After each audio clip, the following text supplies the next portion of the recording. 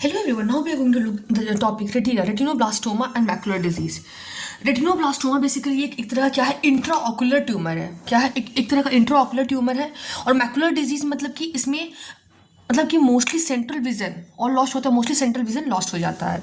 Now pathologies of retina, अगर हम retina pathology की बात करेंगे तो retinoblastoma is the intraocular tumour, then macular disease, fundus dystrophy जिसमें कि प्रॉब्लम्स रॉड्स एंड कॉन्स में होता है, फंडस डिस्ट्रॉफी में, vascular disorder and retinal detachment. क्या क्या हो गया, रेटिनोब्लास्टोमा होगा जो कि इंट्राऑकुलर ट्यूमर होता है, एक होता है मैकुलर डिजीज होगा, macular disease, then fundus dystrophy that is problems of rods and cones, then vascular disorder and then retinal detachment. अभी हम लोग ये सब सारे के सारे पढ़ेंगे।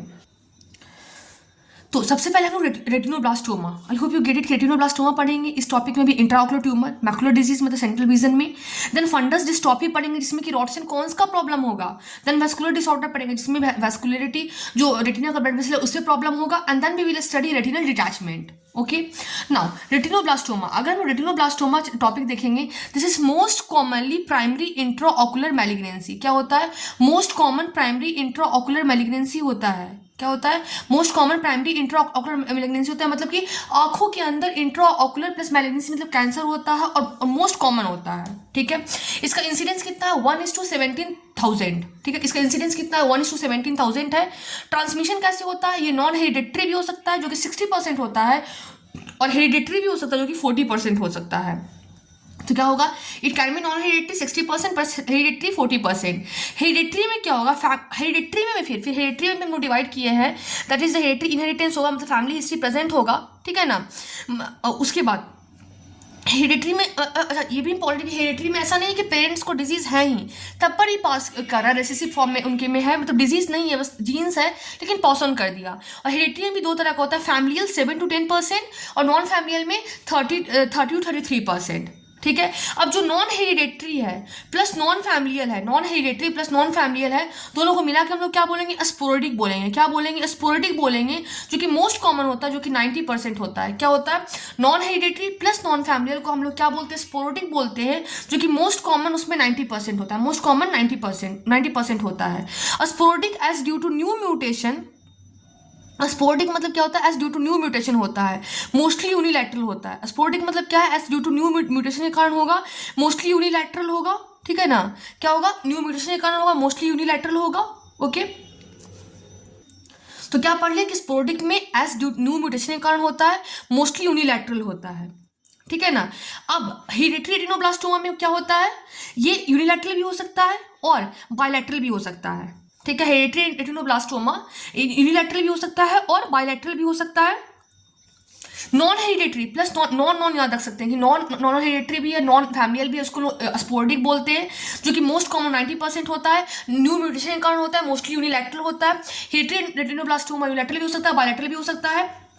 मोड ऑफ इनहेरिटेंस कैसा होता है, इसका ऑटोसोमल डोमिनेंट होता है। मोड ऑफ इनहेरिटेंस कैसा होता है, रेटिनोब्लास्टोमा का ऑटोसोमल डोमिनेंट होता है। और जीन कौन सा होता है, RB1 जीन। कौन सा जीन होता है, RB1 जीन होता है। ये ट्यूमर जो कि ट्यूमर सप्रेशर जीन है, क्या है, ट्यूमर सप्रेशर जीन है, और लोकेट कहाँ पे होता है, 13q14 में होता है। तो जीन कौन सा होता है, RB1 जीन होता है, एक ट्यूमर सप्रेशर जीन होता है। क्या होता है, ट्यूमर सप्रेशर जीन होता है, और लोकेट कहाँ पे होता है, 13q14 में होता है। It is a tumour suppressor gene और लोकेटेड 13q14 में होता है। ये क्या फॉलो करता है, this follow the Knudson two hit hypothesis. क्या फॉलो करता है, Knudson two hit hypothesis follow करता है। क्या फॉलो करता है, Knudson two hit hypothesis follow करता है। अब ये मतलब कि जब स्टार्ट होता है पैथोजेनेसिस का, तो जीनोटिपिकली कैसा होता है, ऑटोसोमल डोमिनेंट होता है, बट फिनोटिपिकली कैसा होता है, ऑटोसोमल रेसेसिव होता है। जीनोटिपिकली ऑटोसोमल डोमिनेंट होता है, बट फिनोटिपिकली ऑटोसोमल रेसेसिव होता है। इट स्टेट करता है that loss of heterozygosity lead to malignant transformation and presentation. मतलब जीनोटिपिकली ऑटोसोमल जो डोमिनेंट होता है और फिनोटिपिकली ऑटोसोमल रिसेसिव होता है, और ये स्टेट करता है कि जब लॉस ऑफ हेटेरोजाइगोसिटी होता है then there is malignant transformation and presentation. Most common associated malignancy जो होता है क्या होता है, पिनियोब्लास्टोमा होता है और PNET that's primitive neuro endocrine tumour होता है। तो मोस्ट कॉमन एसोसिएटेड मैलिग्नेंसी क्या होता है, पिनियोब्लास्टोमा और PNET primitive neuro endocrine tumour. Pineoblastoma और PNET primitive neuro endocrine tumour होता है। बायलैटरल रेटिनोब्लास्टोमा प्लस पिनियोब्लास्टोमा, हम उसको क्या बोलते हैं, ट्राइलैटरल रेटिनोब्लास्टोमा। मतलब बायलैटरल दोनों तरफ रेटिनोब्लास्टोमा हो गया प्लस पिनियोब्लास्टोमा हो गया, उसको क्या बोलेंगे, ट्राइलैटरल रेटिनोब्लास्टोमा, मतलब 3 जगह हो गया रेटिनोब्लास्टोमा, ठीक है। And most common associated secondary malignancy जो कि एसोसिएटेड रहता है रेटिनोब्लास्टोमा के साथ, वो क्या रहता है, ऑस्टियोसार्कोमा रहता है। क्या रहता है, ऑस्टियोसार्कोमा रहता है। और जो हेरिडिटरी रेटिनोब्लास्टोमा जो होता है, यहाँ पे हमने देख लिया था कि यूनिलैटरल भी हो सकता है, बायलैटरल भी हो सकता है। नाउ क्लिनिकल फीचर में क्या होता है, मोस्ट कॉमन साइन जो होता है वो क्या होता है, ल्यूकोरिया होता है। क्या होता है, मोस्ट कॉमन साइन क्या होता है, ल्यूकोरिया होता है। Leuco means white and Korea means प्यूपिल, white प्यूपिल, white होता है, नहीं व्हाइट प्यूपिल नहीं, मतलब व्हाइट प्यूपिल हमें दिखता है बट प्यूपिल मतलब व्हाइट नहीं होता है। ल्यूकोरिया मीन्स क्या होता है, व्हाइट प्यूपिलरी रिफ्लेक्स होता है। जब भी हम लोग प्यूपिलरी रिफ्लेक्स देखेंगे, लाइट डालेंगे आइस में तो व्हाइट दिखेगा, ठीक है ना। इट मीन्स कि जो प्यूपिल के जो पोस्चर में जितने भी जो भी सबके सब क्या है, व्हाइट है, ठीक है ना। तो यहाँ पे और भी क्या लिख रखा है कि but here all transparent normally so black appear करता है, बट यहाँ पे ऐसे यहाँ पे चीजें आ गई हैं तो यहाँ पे फिर वाइट दिखेगा, okay. And most common cause of unilateral leukocoria retinoblastoma होगा। अगर बायलैटरल ल्यूकोरिया है तो क्या होगा, that will be the cataract होगा, ठीक है। And it is mostly present कितना में होता है, less than 3 years of age में प्रेजेंट होता है। बट यहाँ पे और क्या लिखा हुआ है कि but here if have cataract pupil white in colour, if endophthalmitis cataract surgery complication white colour be see retinoblastoma, तो ऐसे और भी बता जो मैंने यहाँ पे बोला है वही यहाँ पे दिया हुआ है। Now squint is the second most common sign होता है। इसमें इजोट्रोपिया होता है। क्या होता है, इजोट्रोपिया मतलब नोज की तरफ जाता है, इजोट्रोपिया होता है। Now secondary glaucoma with buphthalmos, क्या होता है, secondary glaucoma with buphthalmos, that is the third most common sign. क्या होता है, सेकेंडरी ग्लूकोमा विद बुप्थेल्मोस, क्या होता है, सेकेंडरी ग्लूकोमा विद बुप्थेल्मोस होता है, थर्ड मोस्ट कॉमन साइन। क्या होता है, थर्ड मोस्ट कॉमन साइन क्या होता है, सेकेंडरी ग्लूकोमा होगा विद बुप्थेल्मोस होगा, ठीक है ना। And most common route of spread क्या होता है, डायरेक्ट स्प्रेड, जो कि most common route of spread होता है through the optic nerve, most common of sclera, ठीक है ना। और डायरेक्ट स्प्रेड कैसे होता है, ऑकुलर टिश्यू के कारण होता है, आइदर ऑकुलर नर्व और स्क्लेरा, मतलब या तो ऑकुलर टिश्यू अफेक्टेड होगा या तो थ्रू ऑकुलर टिश्यू होगा, ऑप्टिक नर्व अफेक्टेड होगा या तो फिर स्क्लेरा अफेक्टेड होगा। तो most common route of spread क्या होगा, डायरेक्ट स्प्रेड होगा जिसमें कि ऑप्टिक नर्व होगा, ठीक है। उसके बाद ग्रोथ पैटर्न की बात करेंगे तो इंडोफिटिक में क्या होता है, ग्रोथ इनटू विट्रस, ग्रोथ कहाँ पे होता है, विट्रस में होता है। एक्सोफिटिक में होता है क्या होता है, ग्रोथ टुवर्ड्स कोरोइड। अगर एक्सोफिटिक है तो इंडोफिटिक है तो क्या होगा, विट्रस की तरफ, एक्सोफिटिक है तो ग्रोथ टुवर्ड्स कोरोइड की तरफ हो जाएगा। आफ्टर उसके बाद फिर एंडोफिटिक पढ़ लिया, एक्सोफिटिक पढ़ लिया, थर्ड में रेट्रोलेमिनल, मतलब ऑप्टिक नर्व के थ्रू ट्रैवल करेगा, ठीक है ना, जो हमारा रेटिनोब्लास्टोमा है, और कहाँ पे चला जाएगा, ऑर्बिट में चला जाएगा और कॉर्टेक्स में भी चला जाएगा, ऑर्बिट में भी चला जाएगा और कॉर्टेक्स में भी चला जाएगा।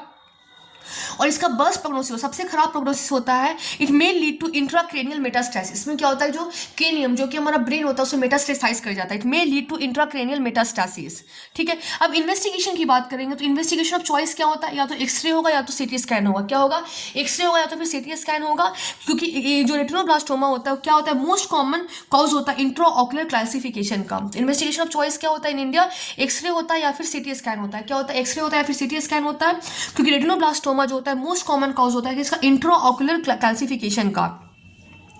जो रेटिनोब्लास्टोमा होता है क्या होता है, most common cause of intraocular calcification. जो CT scan can detect intracranial metastasis, जो सीटी स्कैन जो होगा, ठीक है ना, मतलब इंट्राऑकुलर कैल्सिफिकेशन का मोस्ट कॉमन कॉज रेटिनोब्लास्टोमा होता है, और सीटी स्कैन जो होता है इंट्राक्रेनियल मेटास्टैसिस को स्कैन कर सकता है। एमआरआई में क्या होगा, MRI is done to access extracranial metastasis, अगर ब्रेन के बाहर में मेटास्टैसिस है तो एमआरआई से हम लोग ये करेंगे। एलडीएच क्या होता है, एक्वस ह्यूमर में increase level in aqueous humour, aqueous level में एलडीएच बढ़ जाता है। Gold standard investigation is biopsy, gold standard investigation क्या है, बायोप्सी है। एक्साइजन बायोप्सी इज डन, ठीक है ना। एक्सिजन बायोप्सी हम लोग करते हैं। Sample of biopsy is taken from optic nerve से हम लोग सैंपल लेते हैं और उसका हिस्टोपैथोलॉजी हम लोग करते हैं, ओके।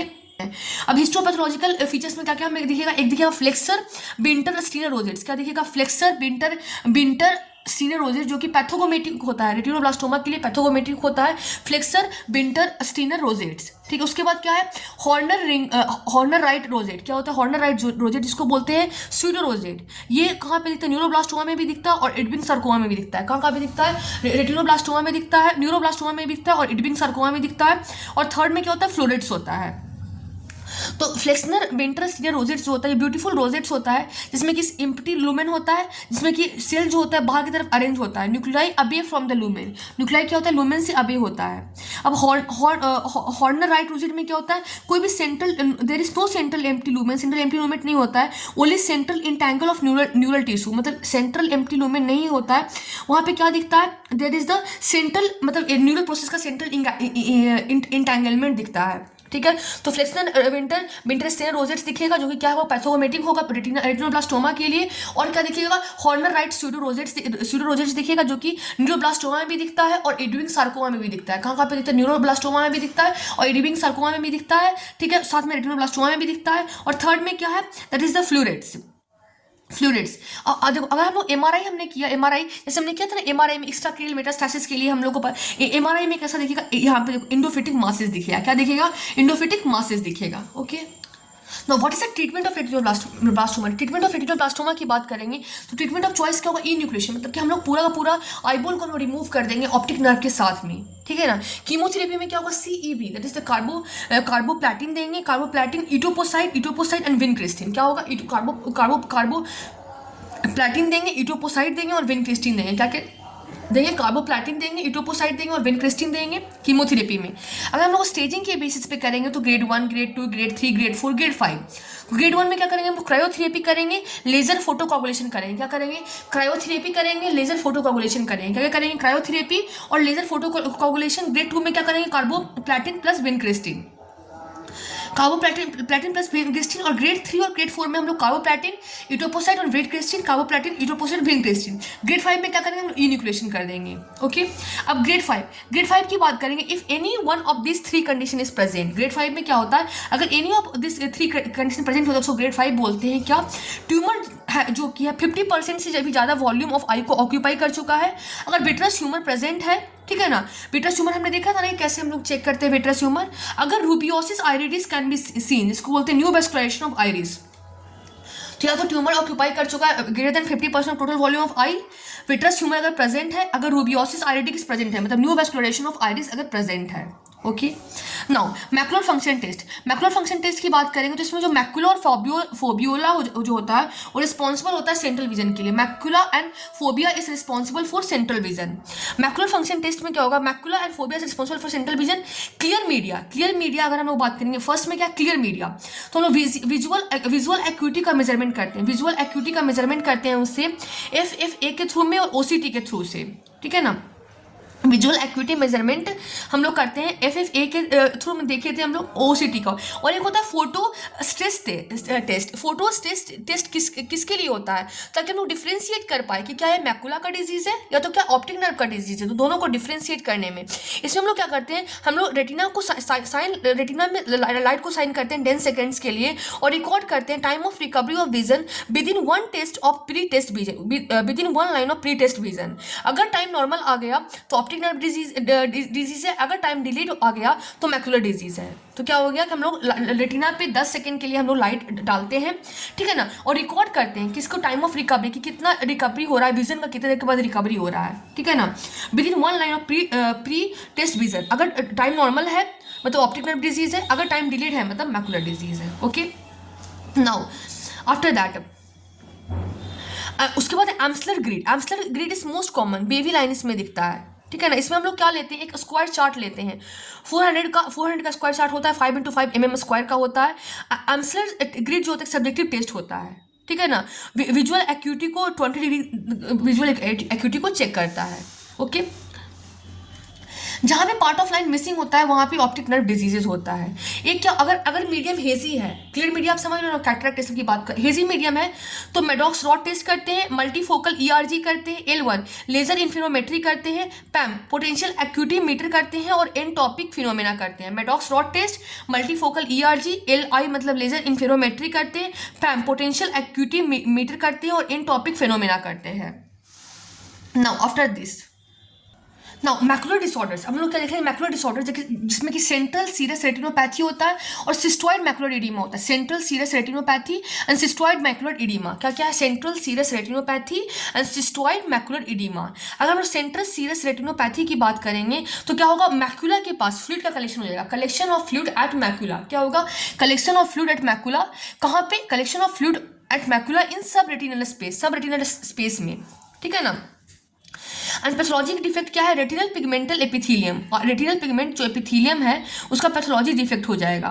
तो कलेक्शन ऑफ फ्लूइड कहाँ पे होगा, मैकुला पे होगा, कहाँ पे, सब रेटिनल स्पेस में, ठीक है। यू नो दैट सब रेटिनल स्पेस कहाँ पे होता है, जो रेटिनल पिगमेंटल एपिथीलियम होता है और जो उसके बाद नॉन लेयर जो होता है उसके बीच का जो स्पेस होता है उसको हम लोग बोलते हैं सब रेटिनल स्पेस। तो वहाँ पे कलेक्शन ऑफ फ्लूइड हो जाता है। पैथोलॉजिकल डिफेक्ट क्या है, रेटिनल पिगमेंटल एपिथीलियम, ठीक है। अब पैथोलॉजी कहाँ पे डिफेक्ट करता है, तो पैथोलॉजी कहाँ पे होता है, रेटिनल पिगमेंटल एपिथेलियम के पास होता है, इसलिए तो फ्लूइड को सब रेटिनल स्पेस में वहाँ पे दे रहा है, तो वहाँ पे collection of fluid at macula हो गया, ठीक है।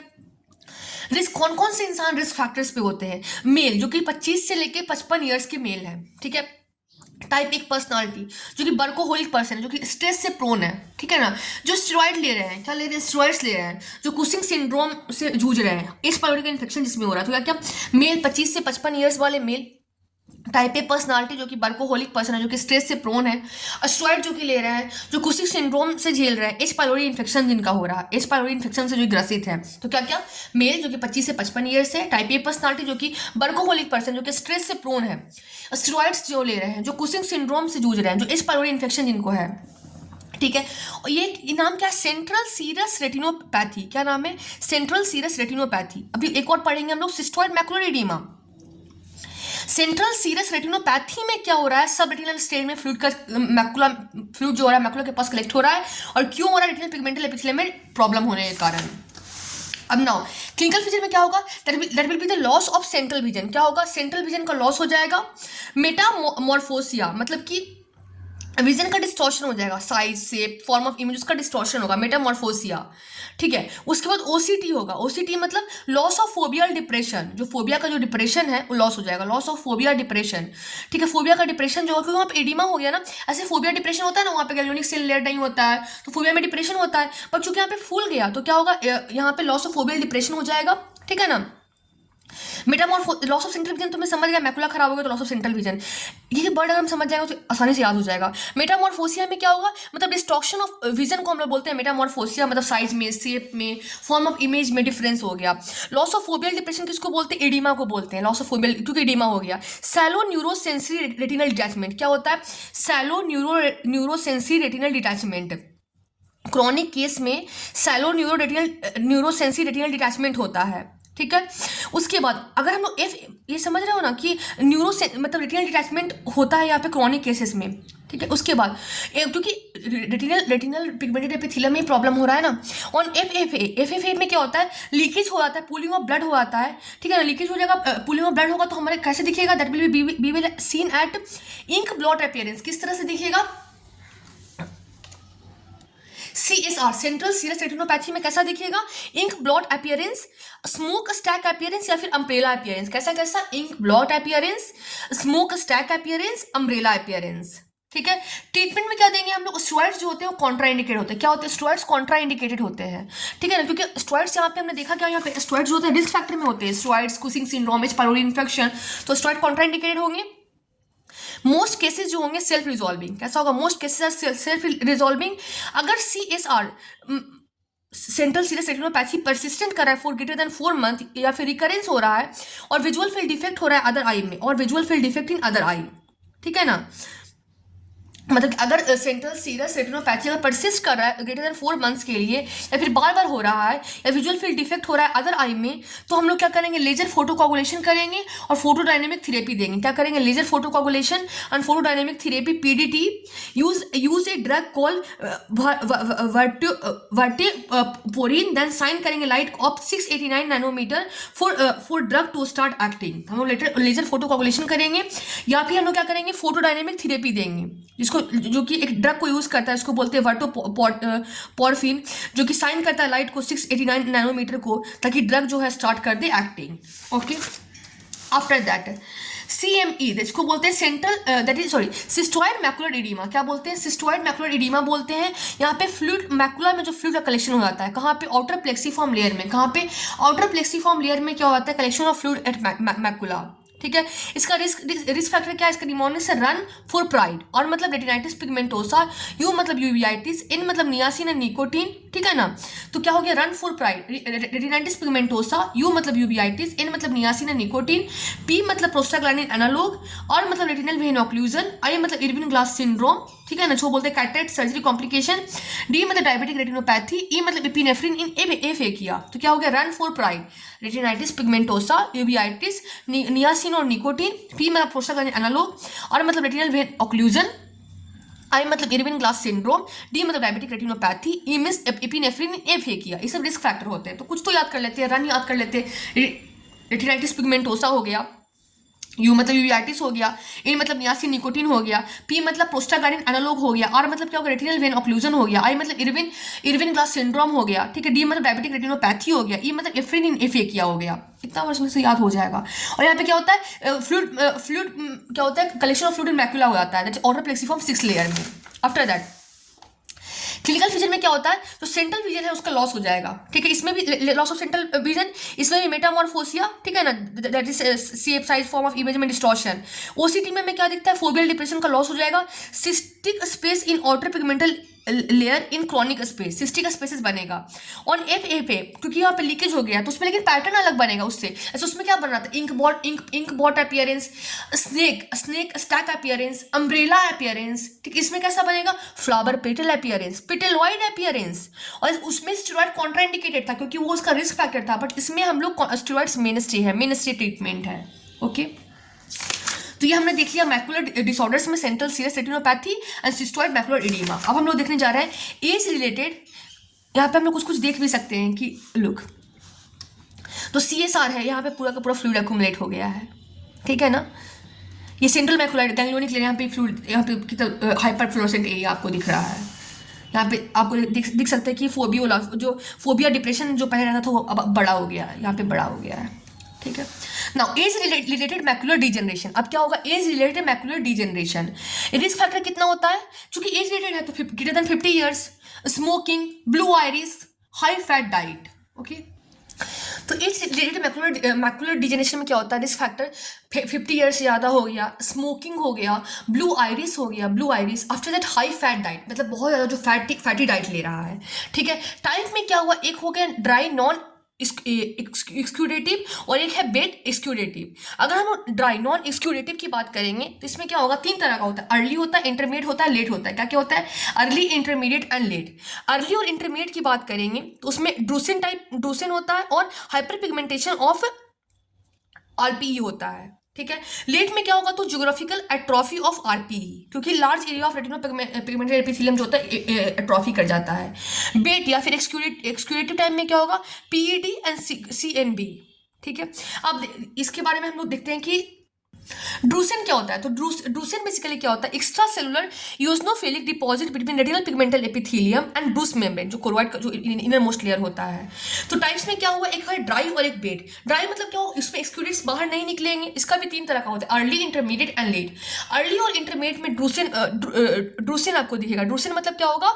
कि एक्स्ट्रा सेलुलर मतलब सेल के बाहर में यूजनोफिलिक डिपॉजिट है, जो कि किसके बीच में होता है? रेटिनल पिगमेंटल एपिथेलियम और ब्रूस मेम्ब्रेन के बीच में होता है। और जो रेटिनल पिगमेंटल एपिथेलियम जो हमारा है वो हमारा हाइपर पिगमेंट कर जाएगा, हाइपर पिगमेंटेशन हो जाएगा। अगर ड्राई में लेट अगर हम लोग बात करेंगे तो उसमें ज्योग्राफिकल एट्रॉफी हो जाएगा। रेटिनल पिगमेंटल एपिथेलियम का हम लोग को ज्योग्राफिकल एट्रॉफी हो जाएगा, large area of retinal pigmental epithelium atrophy हो जाएगा। बेट स्क्यूडेटिव में क्या होगा? PED, neurosensory retina plus retinal pigmental epithelium pushed up, and CNV और CNV। Okay. After that PED मतलब आप समझ रहे हो ना? PED मतलब पिगमेंटल एपिथेलियल डिटैचमेंट। आप फिगर भी यहाँ पे देख सकते हो कि जैसे यहाँ पे जो हमने ड्रोमास बोला कि यहाँ पे रेटिना में जो ब्लड वेसल है वहाँ पे एलोइस डिपॉजिट हो रहा है। रेटिना पिगमेंटल एपिथेलियम में बेसमेंट मेम्ब्रेन है, यहाँ पे डिपॉजिट हो रहा है। और यहाँ पे देखो आप, ये जो फोबियोला है मेरा उठ चुका है। नाउ कोरोइड न्यूरोवैस्कुलराइजेशन, अब कोरोइडल न्यूरोवैस्कुलराइजेशन, ठीक है। तो CNV कोरोइडल न्यूरोवैस्कुलराइजेशन में क्या होता है कि जो हमारा जो कोरोइड है वहां से ब्लड वेसल आएगा, ठीक है ना, और पूरा रेटिनल पिगमेंटल एपिथेलियम के अंदर से भी जाकर के पूरा वहां पे न्यूरोवैस्कुलराइजेशन होगा, ग्रो इनटू सब retinal space and leading to haemorrhage, ठीक है। तो अब सब रेटिनल स्पेस समझ ही रहे हो, रेटिनल पिगमेंटल एपिथेलियम और जो 9 लेयर है उसके बीच में स्पेस को बोलते हैं, ठीक है, सब रेटिनल स्पेस। वहां पे चला जाएगा कोरोइड का ब्लड वेसल न्यूरोवैस्कुलराइजेशन और वहां पे हेमरेज करवा देगा।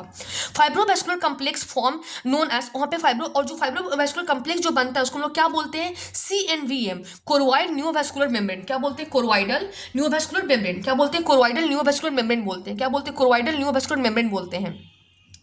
दो तरह का होता है, ऑकल्ट CNVM और क्लासिकल CNVM। ऑकल्ट CNVM में क्या होता है, जो सब रेटिनल पिगमेंटल एपिथेलियम स्पेस में चला जाता है, और क्लासिकल में formed in the sub retinal space, ठीक है ना। मतलब समझ रहे हो, ऑकल्ट CNVM मतलब क्या हुआ कि सब रेटिनल पिगमेंटल एपिथेलियम का जो स्पेस है वहां पे जाएगा, ठीक है ना, वहां पे ऑक्लूजन करेगा। और क्लासिकल CNVM में जहाँ पे बनेगा सब रेटिनल स्पेस में बनेगा। तो इन्वेस्टिगेशन ऑफ चॉइस का क्या है, इंडोसाइनिन ICGA जो हम लोग पढ़े थे, कोरोइडल ब्लड वेसल के हम लोग करते हैं, और इसमें सब रेटिनल स्पेस में बन रहा है तो FFA, ठीक है ना। After that